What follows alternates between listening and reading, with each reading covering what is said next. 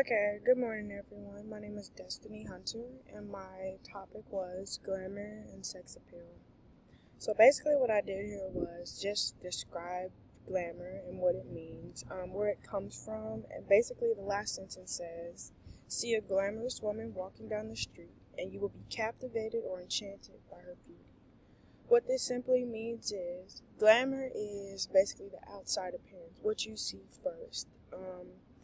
Most times it's more women than men that women are looked at for their sex appeal.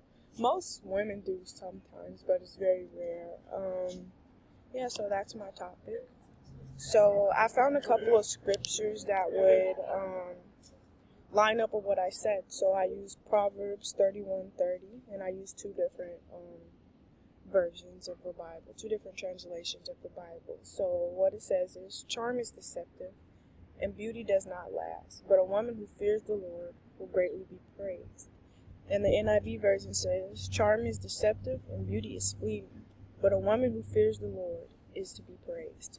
So what this basically means is, above all else, no matter how beautiful you are, no matter how sexy you are, no matter how attractive you are, whoever loves the Lord will greatly be praised. So that means over my beauty, my fear for the Lord is over that glamour or that sex appeal. So those are just some things that I included in the PowerPoint.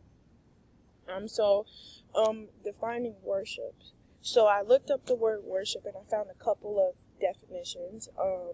So according to Market Faith Ministries worship, worship means to acknowledge a person's worth or worthiness when we worship God. We are recognizing and acknowledging His worth as the God of all creations. So what I did was I just put it in my own words. I said, giving glory to another person, place, or thing, making it bigger than God. I also said spending more time perfecting your sex appeal, the outside or the physical, than working on the inside, strengthening your soul and your spirit with God. I said whatever a person spends the most time on is what they will cherish, value, and worship, simply because time is something you can't and never will get back. So I truly believe that whatever a person chooses to put their most time in is what they will idol, is what they will love. So if I'm putting more time into my sex appeal and my appearance, it's showing that I'm going to put all the time into it so that I look good. I put all my money into my glamour and my apparel and everything so that it's just something that I cherish. And then sex appeal causes the person to focus on the outside, which means that they will always be living to the expectations of others. What I'm basically saying here is that sex appeal is an outer appearance. So that means someone has to tell me that looks cute, or this looks good on you, for me to constantly keep doing it. So I'm basically just living up to someone else's expectations.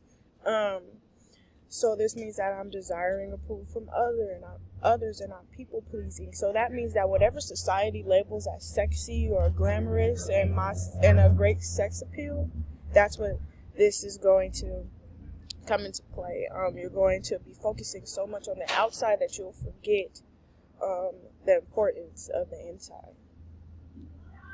So I found some scriptures and I used Luke 12:22 and 23. It says, then Jesus said to his disciples, therefore I tell you, do not worry about your life, what you will eat, or about your body, what you will wear. For life is more than food, and the body more than clothes. So basically this is saying, don't worry about the outside. There's more to life than the appearance, basically what you'll eat. Don't worry about it because God's got it.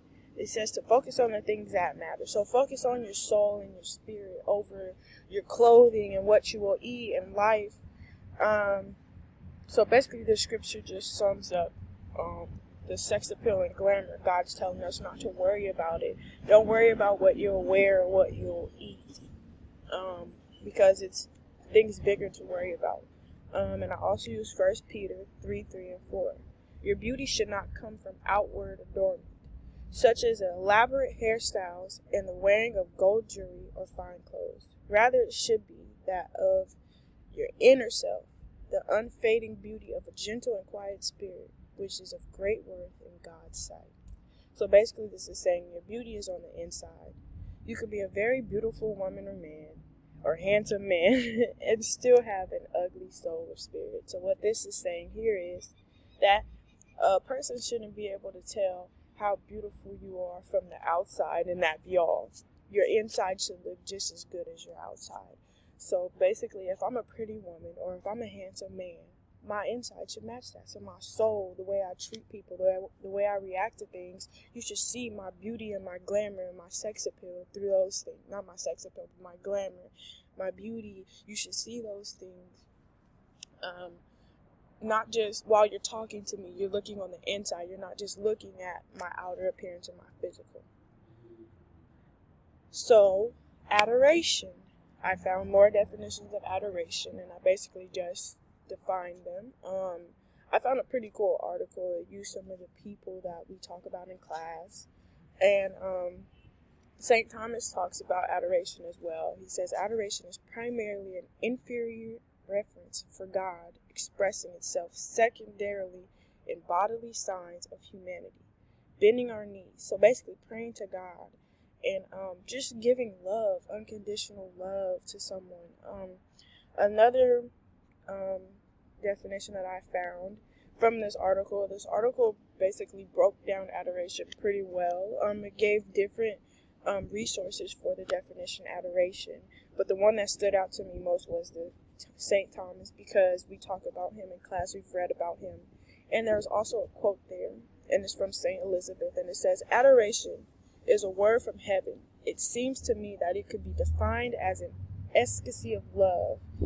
It is love overwhelmed by the beauty, the strength, the immense grandeur of the beloved. It falls into sort of a swoon, into a full deep silence, the silence that David spoke of when he cried out, silence is thy praise.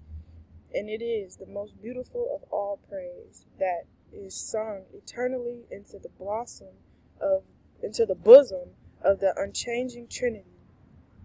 And it is also the last effort of the soul as it overflows and can say no more. So I really like this quote because she also talks about David crying out. And crying out, silence is thy praise. This is a very great quote. So on my next slide, I defined adoration in my own words. I said adoration is a high level of love, respect, and honor for someone or something. And the examples that I used were a child's love for their mother, vice versa, a mother loving their child, and the love for God and the love that God has for us.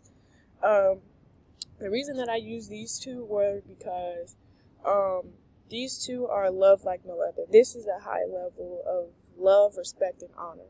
A child looks at their mother with high levels of love, respect, and honor. The same way that we look at God, and God holds us to a higher standard and expectation. So His love and respect for us is on a high level. He also says in His scripture that to whom much is given, much is required.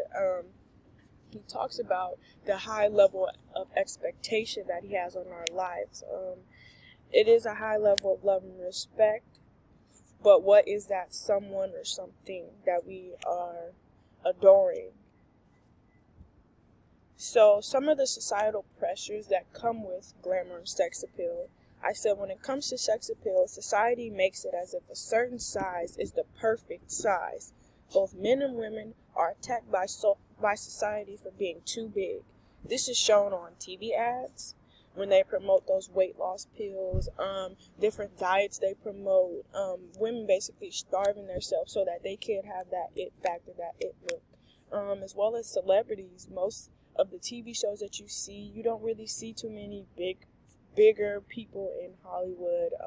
It's very rare to find bigger people because it's that it look. Everyone wants to have that societal, approval. You have to be a certain slim. If you're a woman, you have to be slim with the hips now and all that. So social media also promotes women to change their whole body appearance. On social media, you see a lot of celebrities or just social media influencers always having all these just changing their bodies majorly, getting things added to their bodies and taken away from their bodies, changing the way that God created us, and they do different things like lip injections and BBLs and mommy makeovers. Most moms feel like after a while they lose their figure and everything after having a baby. So everything falls and then they can fix it all up again with the surgery or whatever comes with it. Also with brands, if you don't wear a certain brand, you don't meet the requirements. So if I'm not wearing a Gucci purse or Louis Vuitton or anything, Tory Burch or whatever I'm not wearing, I'm not meeting the requirement. I'm not meeting societal requirements. It also comes with body shaming. I notice a lot on social media, bigger celebrities have a hard time with clothing because they are being body shamed constantly being just thrown out there because of the way that they're shaped or the way that they look. This is big on like social media, body shaming and the social promoting like big changes to your body. So many women get things added to their bodies, like their behinds and everything, adding hips and making their stomachs smaller so that they can have that it look and uphold that it look so that society will accept them. So what I did here was I just put together a slide that shows all the things that promote glamour and sex appeal. So as I was saying on my last slide, bigger celebrities have a hard time with clothing and the way that they look, and because of society and the way that they attack them. So one person that stands out the most is Lizzo. She's big on basically body positivity. She doesn't believe in big or small. She believes that all women are beautiful. She encourages you to listen to her music. She encourages women and everything. But one day she wore an outfit and it was very revealing, but because she was a bigger woman, it wasn't acceptable. And in this picture up in the top right, you'll see that the woman from the Hydroxycut commercial was the woman that was commenting on Lizzo's body apparel. I think this is very rude, first of all, because all women are beautiful. Small, big, skinny, fat. I feel like all women are beautiful, and Lizzo feels the same way. But unfortunately, she's always being targeted by society because she's not a smaller woman and she dresses to her own comfort. So she's comfortable with wearing crop tops and all these, just tight-fitting clothes, and she's a bigger woman. She's comfortable and she's unapologetically her. She encourages women to be that. So these are some of the things that you'll see, like a new year, new butt. They're promoting Brazilian butt lift, those BBLs. Different weight loss things like Hydroxycut. This is very bad for you, actually. Hydroxycut, if you look at like the psychology of it and what the pill does to you, most people have like anxiety attacks off this pill and everything, but because you want to hold up that it factor, it's both men and women, because you want to hold up that it factor, you're going to take the pill and possibly risk your health because you want to hold up that it factor, that small figure or whatever the case may be. So these are some of the societal pressures. This is very dehumanizing. Glamour and sex appeal comes with so much dehumanization. So dehumanization is the process of depriving a person or group of positive human qualities. Another definition is the denial of full humanness in others and the cruelty and suffering that accompanies it. I said in today's society, sex appeal can be very dehumanizing simply because society will never accept who you are because of the way you look. And I feel like this is most targeted towards women because men don't really catch the rap as much. Really, for men, it's really the bigger body, the muscles, so that will push a man to take steroids. They're doing things that can harm their body permanently because they want that temporary feeling of societal acceptance. So it causes them to take steroids and constantly they need to feel as if they're getting bigger and everything. And another thing that I noticed is branded clothing, that flashy lifestyle. If a man doesn't have a certain amount of money, that glamour with him, then he's not up to par. He's not the societal requirement. So for women, I feel like it's very bad, all the way down to their hair and body.